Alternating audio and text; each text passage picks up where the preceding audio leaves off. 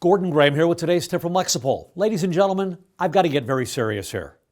I have been troubled about suicides in public safety since one night way back in 1975. I was at the end of my shift at my locker chatting with another cop.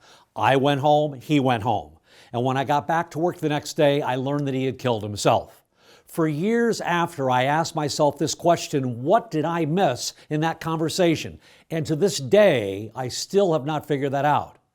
Fast forward to today. In my live lectures, I ask, how many of you know a cop or a firefighter who died by suicide? And sadly, more than half of the group puts their hands up. For 5 decades, I have tried to identify risks and then build viable control measures to address them. When it comes to suicide, I am not the subject matter expert. But the nice thing about being old is that while I do not know everything, I do know everybody. So I consulted with 5 of my close friends, 5 subject matter experts, all in the psychology area, on what can we do to reduce the number of suicides in public safety.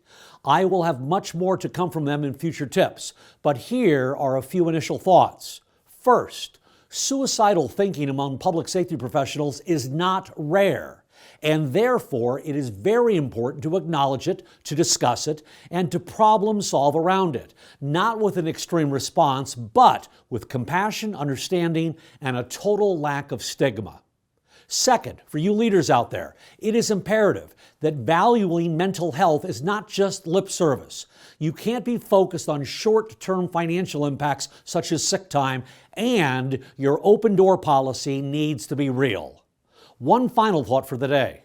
The motive to die by suicide is almost always very, very temporary in nature.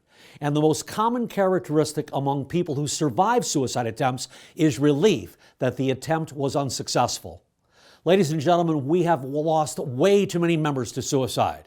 But the power to change that is in our hands. Please keep an eye out for additional tips on this very important topic. And that is today's tip from Lexipol. Gordon Graham, signing off.